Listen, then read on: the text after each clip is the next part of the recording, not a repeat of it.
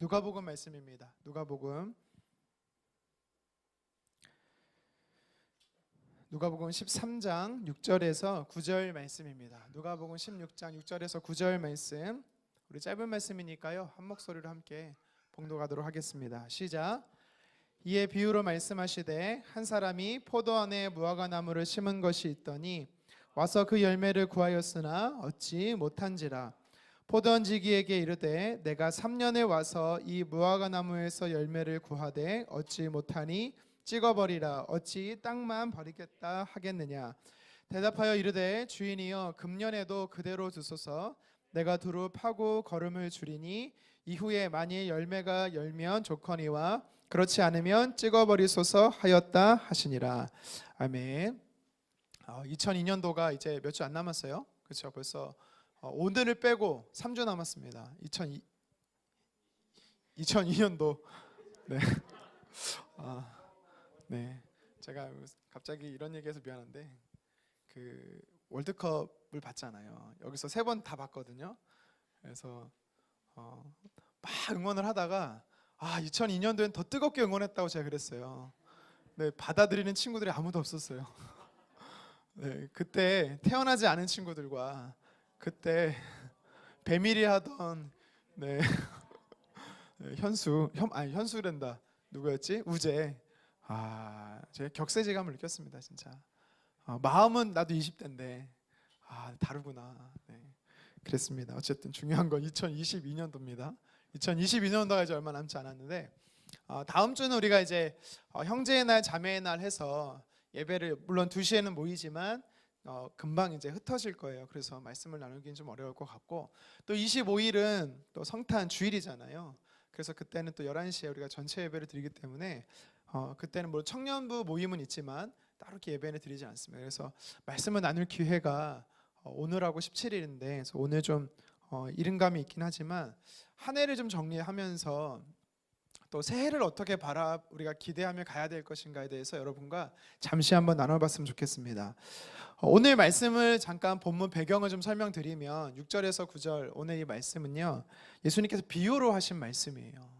자, 비유라는 것은요, 비유가 상징하는 의미를 알아야 되는 것입니다. 그래서 오늘 등장하는 포도원 밭이 있고 또 포도원 지기가 있고 포도원 주인이 있고 그 다음에 무화과 나무가 있습니다. 자, 먼저는 각각이 무엇을 상징하는지 좀 살펴보기 원하는데요. 먼저 포도원 주인은 하나님이시겠죠. 그리고 포도원 지기는 예수님이시고요. 그리고 포도원 밭이라고 말하는 것은요, 이스라엘 공동체를 이야기하는 것입니다. 자, 오늘날로 말하면 예수 그리스도를 주로 시인하는 하나님의 자녀된 백성들의 공동체, 더 정확히 말하면 교회 공동체겠죠. 그래서 우리로 적용하면 이 청년 공동체가 될 것입니다. 자, 이 청년 공동체 안에 이제 포도밭에 무화과 나무가 등장을 해요. 자, 무화과 나무는 누구겠어요? 바로 저와 여러분들이겠죠. 근데 여러분 오늘 성경을 읽으면서 근데 좀 의아하다는 생각이 들지 않습니까? 왜입니까? 이 무슨 밭이에요, 여기가? 이 밭이 무슨 밭입니까? 포도원이에요. 포도나무 밭. 그런데 이 밭에 뭐가 심겨져 있습니까? 포도밭에 뭐가 심겨져 있어야 되죠? 그렇죠. 배밭에는 배, 사과는 사과나무. 근데 이상하게 오늘 성경에 왜 무화과 나무가 심겨져 있냐라는 것입니다. 그래서 오늘 이것이 무엇을 의미할까요? 당시 이 팔레스타인 지역에 이스라엘 백성들이 살아가던 그 땅에는요, 크게 4가지 나무가 잘 자랐어요. 제일 먼저 포도나무가 자랐고요. 그리고 오늘 등장하는 또 무화과 나무가 잘 자랐고요. 또 올리브가 자랐고 또 종려나무라고 말하는 이 대추 야자나무가 잘 자랐습니다. 4가지 종류의 나무가 참 잘 자라는데 이 중에서 포도밭이 사실 상품 가치가 제일 좋아요. 그러면 내가 주인이야. 내가 포도밭을 갖고 있어. 그럼 뭘 심어야겠어요? 당연히 포도를 심어야 되겠죠. 포도나무를 심어야 되는 것입니다. 이거에 비해서 무화과 나무는 사실은 조금 가치가 많이 떨어지는 거예요.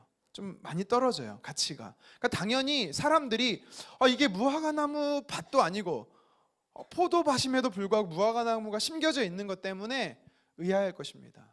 만약에 그 지역에 사는 사람이라면 의아해할 거예요. 그런데 오늘 이 말씀에 보십시오. 이 포도밭에 무화과 나무가 예를 들면 새들이 씨앗을 심어져 갖고 아니면 바람에 날려서 심겨진 걸까요? 그 밭에? 아닙니다. 우리 6절 중반절 다시 한번 읽어보도록 하겠습니다. 시작. 한 사람이 포도원에 무화과 나무를 심은 것이 있더니. 아멘. 무슨 말이에요? 의도적으로 포도밭이지만 포도밭임에도 불구하고 포도나무를 심은 것이 아니라 무화과 나무를 심었다라고 이야기하는 것입니다. 의도적으로 목적성이 있었다라는 거예요.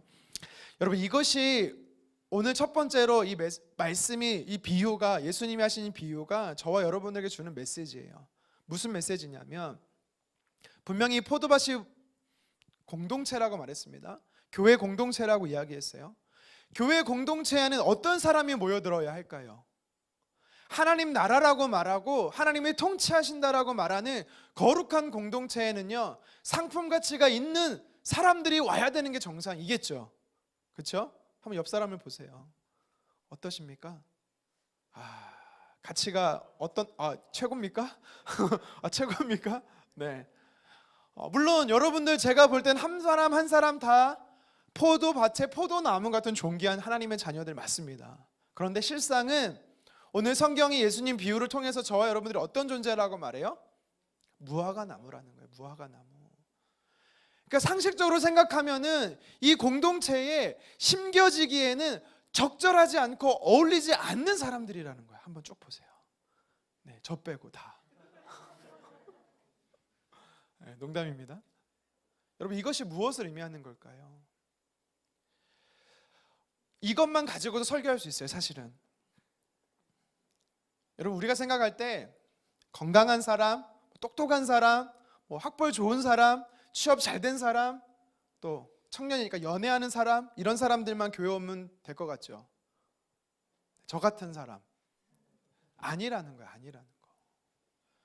정말로 하나님께서 사랑하시고 하나님께서 다스리시고 통치하시는 공동체는 사실 포도나무 같으나 다 무화과 같은, 사실은 사람들한테 인정받지 못하고 그리고 볼품없는 자들이라는 거예요. 그럼에도 불구하고 주인 되신 하나님께서 어떻게 하신다? 존귀하게 여기시는 그 가치의 포도밭에 의도적으로 어떻게 한다? 심으신다라고 말씀하는 겁니다. 여러분, 그래서 이렇게 생각할 수 있어요.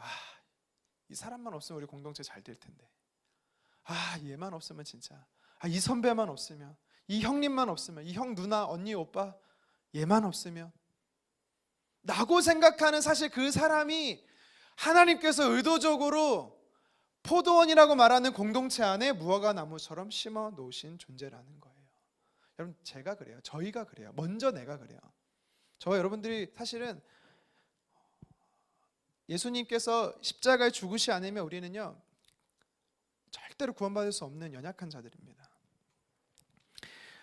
당시에 무화과 나무는요 1년에 무려 5번이나 열매를 맺을 수 있었대요. 그러니까 번식력도 좋고 생산력도 좋은, 하지만 그만큼 가치가 어때요? 떨어지는 존재예요. 그러니까 사람들이 찾질 않는 나무야, 사실 열매에 대해서. 그런데 오늘 말씀에 보면 분명하게 목적을 가지고 심겨 놓으셨다. 여러분, 이곳에 앉아 있으신 여러분들, 예를 들어서 저나 사역자들이 막 계속 나오세요. 제발 좀 나와라. 막 악착같이 막 강건해서 데려온 것 같죠. 물론 맞죠. 하지만 분명한 사실은 뭐예요? 하나님께서 여러분들을 심겨 놓으셨다라는 거예요. 여러분들을 살리려고 여러분들을 위한 공동체에 심겨 놓으셨다라는 거예요. 이 사실을 우리가 기억해야 돼요. 자, 그런데 오늘 말씀에 보면 기대감이 있어요. 공동체를 세우시는 하나님의 기대감이 있었다라는 거예요. 이 포도원을 주인 되시는 포도원 주인이 이 포도밭을 가꾸는 무화과 나무를 심어놓은 목적이 있었다라고 분명히 성경은 이야기하고 있습니다. 목적이 무엇입니까? 우리 하반절 말씀, 6절 하반절 말씀을 같이 한번 읽어보도록 하겠습니다. 시작. 그 열매를 구하였으나 얻지 못한지라. 아멘. 자, 7절까지 같이 한번 읽어보도록 할게요. 7절 시작. 포도원지에게 이르되 내가 3년에 와서 이 무화과 나무에서 열매를 구하되 얻지 못하니 찍어버리라. 어찌 땅만 버리게 하겠느냐. 아멘. 주인의 목적이 뭐였어요? 그렇습니다. 열매였어요. 열매를 맺는 것이 목적이었다라는 거예요. 저와 여러분들의 삶 안에 하나님께서 왜 이 공동체를 만드셨고 왜 이 공동체에 여러분들을 심으셨고 보내신 목적이 뭔지에 대해서 오늘 분명히 얘기하고 있어요. 뭐냐면 열매예요. 열매. 내가 지금 열매 맺고 있는가? 저뿐만 아니라 여러분에게도 묻겠습니다. 여러분들이 열매를 맺고 있냐라는 거예요. 3년을 기다렸다라고 오늘 성경이 이야기합니다. 3년, 그렇죠? 포도원 주인이 이 포도밭에 무화과 나무가 의도적으로 심었고 그 무화과 나무에서 열매를 맺는데 무려 3년을 기다렸다라고 말을 해요. 근데 여러분 이게 3년이 1년, 2년, 3년, 1 year, 2 years, 3 years 이걸 얘기하는 게 아니야 사실은. 왜요? 한 번에 무화과 나무는 1년에 몇 번 수확했다고? 5번. 여러분 산술적으로 계산해 보세요. 3년을 기다렸어. 그럼 몇 번을 기다려준 거야? 15번입니다. 지나가는 사람이 누구든 이스라엘 백성들이 그 포도밭을 지나가면서 아니 저 좋은 땅에 기름진 땅에 아니 저 물론 쓸모는 없는 건 아니지만 아니 왜 저 자리에 저 좋은 땅에 무화과 나무를 심지? 무화과 나무는 아무데나 심어도 되는 건데 그렇게 생각한단 말이야. 그럼 목적을 가지고 그러면 재배를 한다고 쳐. 1년 동안 5번이나 열리지 않아. 그러면 어떻게 해요? 상식적으로 나무를 베야겠다. 나무를 파야겠다. 그 땅을 새롭게 기경해야겠다. 이렇게 말하지 않겠습니까? 근데 이 주인은요 굉장히 마음씨가 좋은 분이에요. 15번을 기다려줘. 저요? 그렇게 못 기다려요. 저는 그렇게 못 기다리겠습니다. 15번?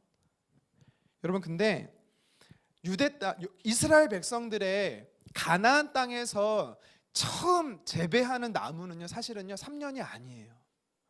그게 무슨 말이냐면 하나님께서 가나안 땅에 처음 들어가는 이스라엘 백성들에게 그 땅에서 나무를 심게 되면 이렇게 하라라고 말씀해 준 율법이 있어요. 우리 같이 한번 읽어볼까요? 레위기 19장 23절에서 25절입니다. 같이 한번 읽겠습니다.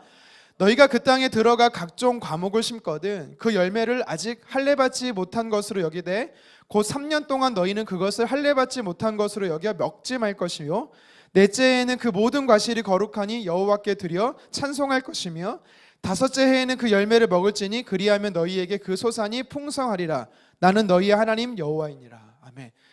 모세를 통해서 하나님께서 이스라엘 백성들에게 무엇을 이야기한 거냐면 너희가 가나안 땅에 들어가서 나무를 심게 되면 대부분 무슨 나무가 유대 땅에 많다 그랬어요? 포도나무와 무화과 나무와 올리브 나무와 또 이 종려나무가 많다라고 했잖아요. 어떤 나무든 분명한 것은 그 나무를 심게 되면 율법적으로 몇 년 동안 거룩하지 못하대? 3년. 3년 동안 열매가 맺혀도 그것을 먹지 않았어요. 하나님께서 거룩하지 못하다고 하셨기 때문에. 그리고 4년째 되는 해에 그 열매가 맺히면 그걸 어떻게 했대? 하나님께 드렸대. 그러면 정말 5년째 됐을 때가 실제적으로 내가 나무를 심고 나서 거두게 되는 첫 해야. 알겠습니까? 그러면 오늘 본문에 누가복음 13장에 주인이 3년을 기다렸다고 말하는 첫 해가 실제적으로 이 나무를 심으면 몇 년째야? 5년째가 되는 거예요. 여러분 계산해 보세요. 5 곱하기 5 25번이에요. 그리고 나서 2년을 기다렸어요. 횟수로 몇 년째예요? 6년째예요. 3년을 기다렸어요. 횟수로 몇 년째예요? 7년째예요. 그러면 5, 7에 35 35번을 기다린 거예요. 하지만 또 여기서 끝난 게 아닙니다. 율법적으로 이스라엘 백성들은요 7년째가 되면 희년이라는 게 있어요. 그러니까 물론 77에서 49, 50년대가 희년이긴 하지만 7년째가 되면 그 땅을 쉬게 합니다. 그러니까 이게 투자 대비 사실은 되게 안 좋은 거야. 이게 재배가 7년 동안 수확을 딱 2년밖에 못해.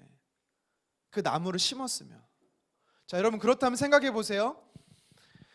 3년 동안은 하나님 앞 거룩하지 못하기 때문에 수확을 하면 안 됩니다. 4년째는 수확을 해서 하나님께 올려드립니다.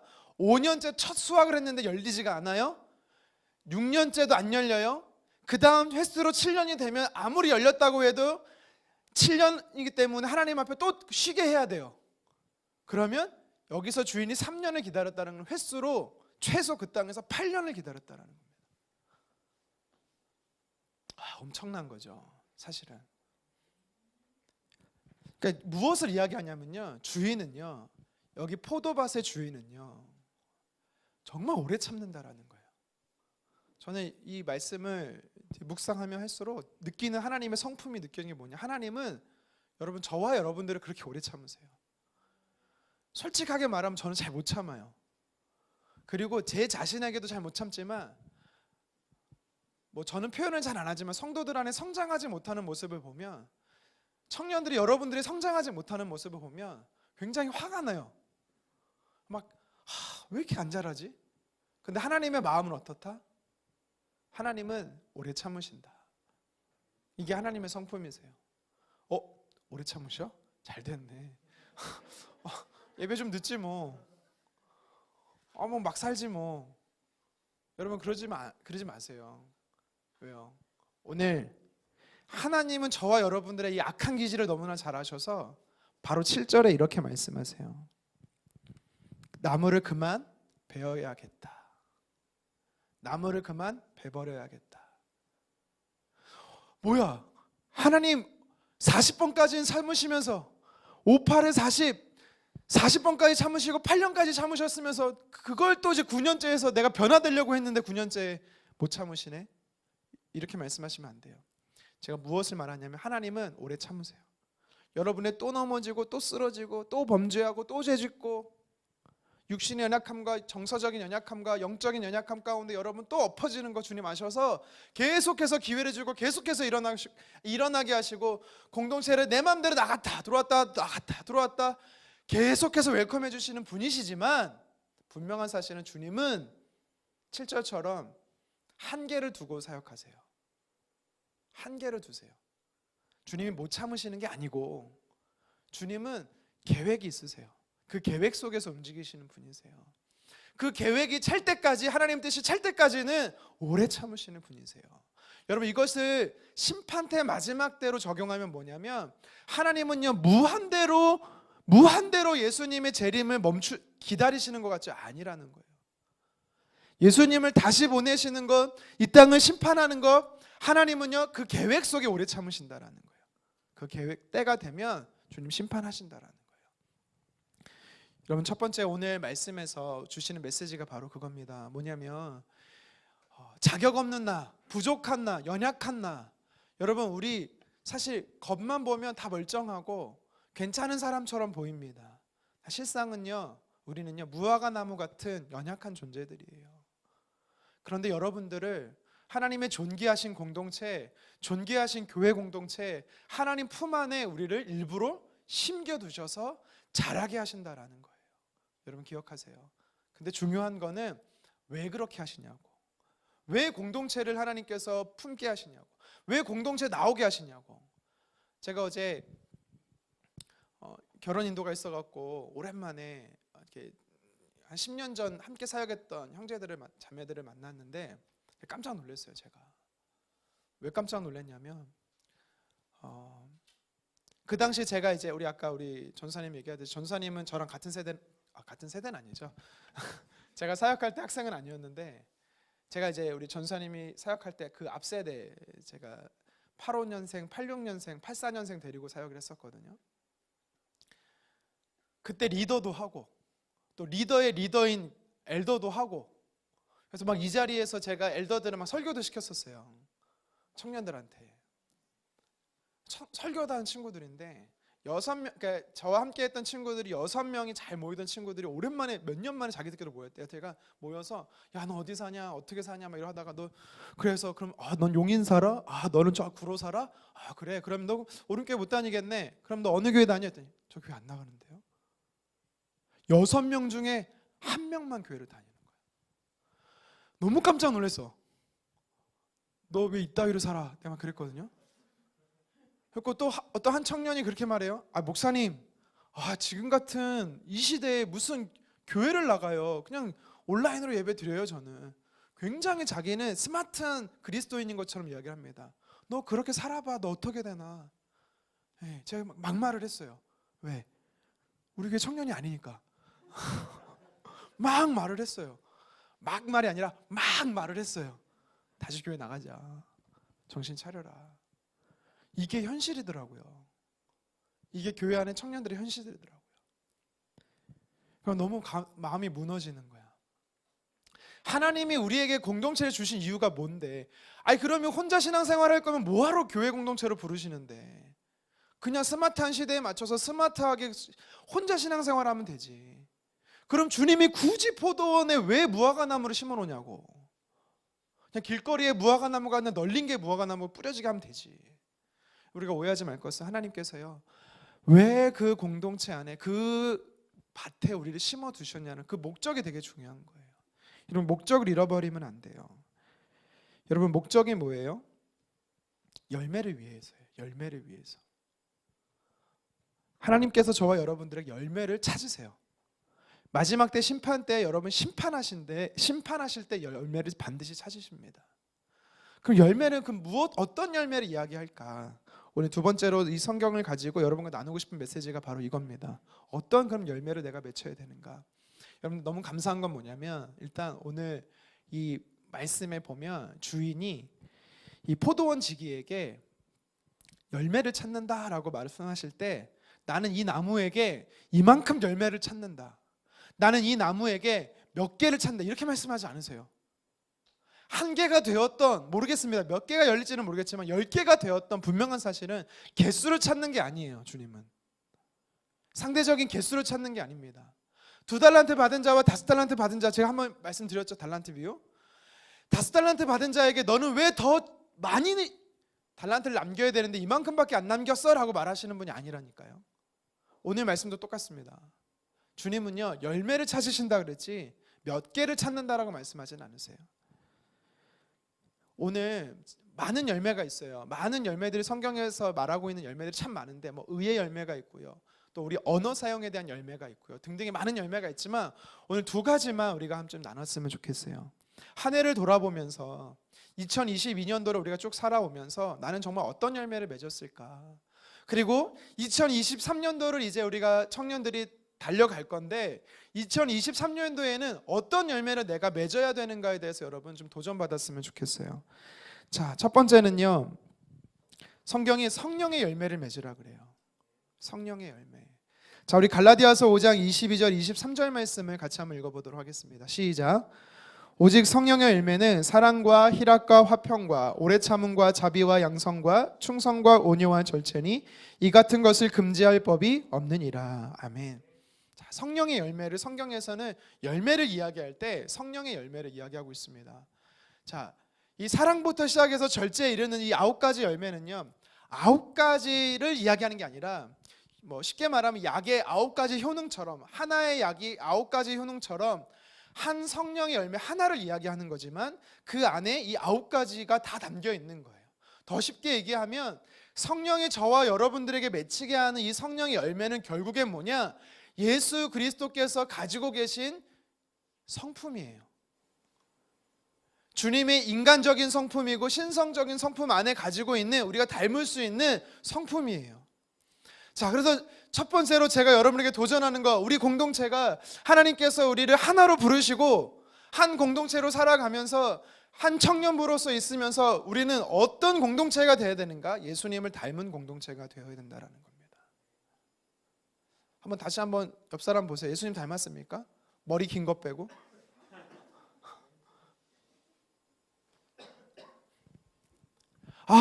이 친구를 보니, 이 형제를 보니, 이 자매를 보니, 정말 예수님 안에 있는 성품 중에 이것을 닮았다. 사랑과 희락과 화평과 오래 참음과 자비와 양성과 충성과 절제. 이런 성품이 이 친구 안에 있네. 예수님의 성품이 이 친구 안에 있네. 여러분, 저와 여러분들은 찾아낼 수 있어야 돼요. 사실 내가 그 친구 안에서 그 성품을 찾는다라는 건 무슨 말이에요? 그 성품이 그 친구 안에서 흘러나오고 있다는 거예요. 내가 얘만 생각하면 얘는 어떻게 진짜 너무 막 사는데? 전혀 예수님의 성품이라고는 찾아볼 수 없다면 오늘 포도원 주인인 하나님께서 포도원 지기인 예수님께 내가 열매를 찾는다 했을 때 열매를 찾지 못하고 있는 거랑 똑같습니다. 여러분, 도전합니다. 한번 한 해를 반성해 보면서 나는 정말 예수님의 이 9가지 성품 중에, 예수님의 성품 중에 나는 얼마나 예수님을 닮아가고 있을까? 저희 아이가 늘 보지만 어느 날은 굉장히 커 있다라는 생각이 들 때가 있어요. 되게 많이 컸네. 오늘따라 왜 이렇게 기럭지가 길어 보이지? 아이들한테 그럴 때가 있어요. 무슨 얘기냐면 시간이 지나면 지날수록 이 아이가 성장하고 있다라는 거예요. 육신의 성장이긴 하지만 영적인 성숙도 마찬가지입니다. 여러분, 차라리 육신은요, 어느 정점에 딱 찍으면 저는 이제 더 이상 안 자라요. 키가 190에서 안 자라요. 근데 신기한 거는요, 제가 얼마 전에 건강검진을 갔는데 좀 자랐어요. 0.4cm가. 야, 그냥 거기 들어. 그냥 뭘 토를 달아. 축복해. 무슨 얘기를 그랬지? 우린 자라야 되는 거예요. 육신의 키는 더 줄 수 있어도 여러분, 나이가 들면 들수록 여러분의 영적인 성숙도는 자라야 하는 게 정상이야.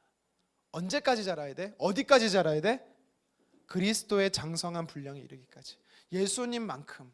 죽을 때까지 사실 우리가 예수님만큼 못 자라죠. 그래서 성경은 우리에게 뭐라고 말해요? 우리가 천국에 입성하면 영화된다라고 말해요. 계속해서 성화의 과정을 거쳐서 주님 닮아가면서 우리가 천국에 입성하게 되면 완전하게 우리는 예수님처럼, 예수님과 같은 존재는 아니지만 예수님처럼 성화된다라는 거예요. 중요한 사실은 여러분, 2022년도 1월달 우리가 첫 청년부 모임을 할 때랑 11개월이 지나서 지금 2022년도 이제 3주밖에 남은 이 시점 안에 여러분들이 48주 동안 얼마나 자랐냐고요. 라는 것에 대해서 옆에 있는 사람이 느낄 수 있어야 되는 거야. 얘는 왜 이렇게 안 자랄까? 물론 나무마다 더딜 수 있어요. 빠른 것도 있고 더디는 것도 있습니다. 자, 여러분, 저와 여러분들이 주님 닮아가기를 간절히 소망합니다. 자, 하나만 더 살펴보겠습니다. 오늘 말씀에 주님이 우리에게 열매를 찾으세요. 많은 성경에 열매들이 나오지만 그중에 여러분과 함께 나누고 싶은 건 뭐냐면 영혼의 열매가 우리가 있냐라는 거예요. 영혼의 열매. 마태복음 4장 19절은 성경은 이렇게 얘기합니다. 우리 같이 한번 읽어보도록 하겠습니다. 시작.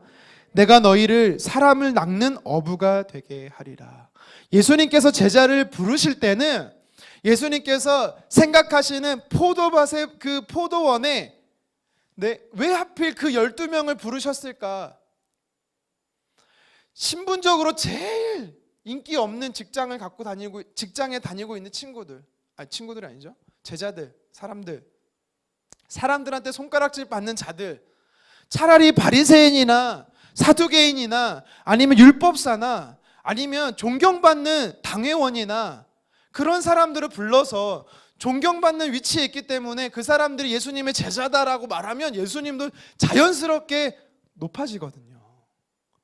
사회적 신분과 권력이 있는 사람이 내 제자야. 그럼 나도 모르게 나도 올라가는 거잖아요. 그런데 사람들이 다 거들떠보지도 않고 손가락질하고 인정하지 않는 사람들, 그 사람들을 포도나무 밭과 같은 곳에 무화과 나무를 심어놨어. 그래서 예수님 뭐라고 말씀하세요? 내가 너희를 제자로 부른 이유가 있어. 사람을 낚는 어부가 되라. 너의 삶을 통해 사람의 열매가 맺혀야 돼 라고 말씀하고 있는 거예요. 영혼의 열매는요, 전도의 열매와 선교의 열매라고도 말할 수 있겠지만 분명히 예수님이 뭐라고 말씀하셨어요? 아까 사도행전 1장 8절도 우리 예배 시작하면서 읽었지만 예수님께서 부활 승천하시면서 해주셨던 말씀, 사도행전 1장 8절도 유명하지만 마태복음 28장 20절, 19절 20절 또 뭐예요? 너희는 가서 모든 민족으로 제자를 삼아 아버지와 아들과 성령의 이름으로, 성삼위의 이름으로 세례를 베풀고 내가 너에게 분부한 것을 모든 것을 가르쳐 지키게 하라. 제자로 살게 하라. 너가 먼저 제자가 되고 또 그 사람이 예수님의 제자가 되게 하라라는 거예요. 이게 바로 뭐냐면 영혼의 열매야. 내가 몇 명 내 친구 교회 데리고 오는 거 물론 그것도 영혼의 열매고, 한 명도 교회에 나오진 않았지만 내가 내 부모님, 믿지 않는 부모님, 형제들, 가족들, 또 지인들, 친구들, 그들에게 예수님에 대해서 전했다라면 아직 그들이 교회를 출석하지 않는다 할지라도 그거는 영혼의 열매인 거예요.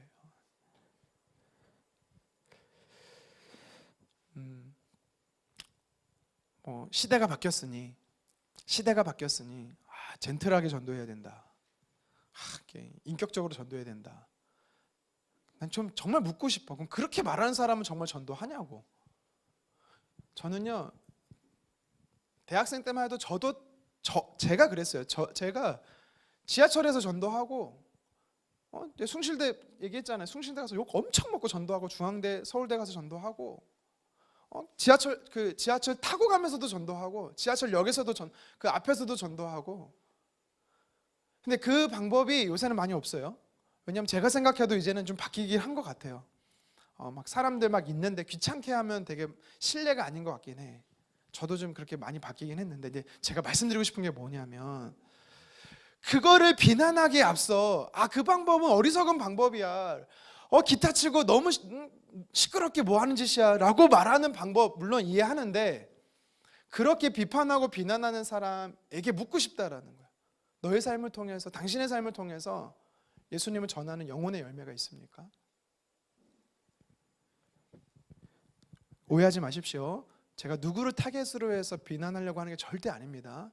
제가 말하고 싶은 건 뭐냐면, 성경이 분명히 하나님의 백성들을 하나님의 공동체에 심어주시고, 자격 없는 자를 심어주셨고, 기다려주세요. 무엇을 기다려주세요? 영적으로 성장하기를 기다려주세요. 예수님은 닮기를 기다려주세요. 그리고 또 한 가지는 뭐예요? 너의 삶을 통해서 입으로 시인하든지 아니면 너의 행동으로 보여주든지 예수님을 전하라고. 50명 데려와야 하나님이 기뻐하시고 100명 데려오면 천국 프리패스트, 이게 아니라니까. 이걸 얘기하는 게 아니라, 평생에 한 명이라 할지라도 너가 정말 진심으로 내가 믿는 예수 그리스도를 살아계신 하나님의 아들이심을 시인하고 고백하냐라는 겁니다. 말씀을 좀 정리하겠습니다. 7절에 이런 표현이 있어요. 우리 7절 말씀 다시 한번 읽어보도록 하겠습니다. 시작. 포도원지기에게 이르되 내가 3년에 와서 이 무화과 나무에서 열매를 구하되 얻지 못하니 찍어버리라. 어찌 땅만 버리게 하겠느냐. 7절 하반절에 하나님께서 뭐라고, 비유적으로 포도원 주인이니까 하나님이시죠. 예수님이 비유로 설명하신 건데 뭐라고 말하냐면, 어찌 땅만 버리느냐, 어찌 그 공동체를 버리느냐, 어찌 그 공동체를 해롭게 하느냐, 이런 말이에요. 하나님은요, 공동체를 되게 중요시 여겨요. 여러분, 그렇다고 나를 안 중요시 여기는 게 아니라, 하나님은 한 개인을 되게 중요시 여겨요. 사랑하세요. 근데 하나님은 개인보다 그 이상으로 공동체를 굉장히 중요시 여기세요. 그래서 우리가 공동체 하나 되길 되게 힘써야 돼요. 그런데 하나님께서 뭐라고 말씀하세요? 열매가 없으면 땅만 버리는 삶이다라고 말합니다. 땅만 버리는 삶이다. 이게 굉장히 충격으로 다가와야 돼요. 저와 여러분들에게. 나는 지금 내 삶을, 하나님이 저와 여러분들을 보시면서 너 땅만 버리고 있는 삶이야, 너 땅만 썩히고 있는 삶이야 라고 보신다니까요. 저와 여러분들에게. 열매가 없으면. 나는 정말 열심히 살아, 최선을 다해서 공부해, 최선을 다해서 좋은 직장에 합격해, 그다음 내가 해야 할 감당할 일들을 잘해갖고 인정받아. 여러분, 사회에서는 인정받을 수 있어요. 그런데 영적인 영역 속에서는 하나님이 너 시간만 낭비하고 있는 거야 라고 말씀하신다니까요. 절대 여러분들 하고 있는 일이 의미 없고 다 직업 포기하고 주를 위해 살아, 이런 말이 절대 아닙니다. 그 일 속에서 그곳에 보내신 하나님의 목적이 있는데 그 목적을 잃어버리고 있고 시간만 낭비하고 있다는 겁니다. 당시 이스라엘 백성들에게 별명이 있어요. 그리스도인이라고 불리는 이스라엘 백성들에게 붙여진 별명이 있습니다. 우리 사도행전 24장 5절 읽겠습니다. 시작. 우리가 보니 이 사람은 전염병 같은 자라. 천하에 흩어진 유대인들을 다 소유하게 하는 자요 나사렛 이단의 우두머리라. 전염병 같은 자. 이게 당시 예수 믿는 이스라엘 사람들을 부르는 별명이었어요. 안 좋은 별명이었어요. 물론 전염병이라고 말하는 게 좋은 단어는 아니잖아요. 바이러스라고 말하는 건데, 우리 옛날에 정말 코로나 처음 시작했을 때 초등학교에서는 코로나 걸린 친구들 실명 안 밝혔어요. 왜냐면 친구들이 놀려요. 쟤 코로나라고. 엄청 놀려요. 그러니까 이것처럼 그리스도인을 향해서 쟤 전염병자야, 병을 옮기는 자야.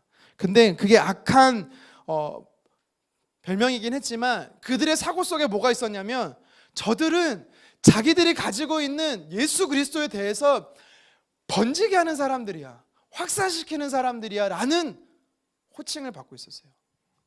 또 한 가지 찾아볼까요? 사도행전 17장 6절입니다. 시작. 발견하지 못함에 야손과 및 형제들을 끌고 읍장들 밑에 가서 소리질러 이르되 천하를 어지럽게 하던 이 사람들이 여기도 이르매. 천하를 어지럽게 하는 사람들이라는 호칭이 그들한테 별명으로 붙었어요. 천하를 어지럽게 한다라는 말이 시끄럽게 한다는 말도 되지만 들었다 놨다 한다는 말이에요. 그들이 사람에게 복음을 전하면 그들의 삶이 들었다 놨다 한다라는 거예요. 바뀐다라는 거예요. 이게 초대교회 그리스도인들의 별명이었어요.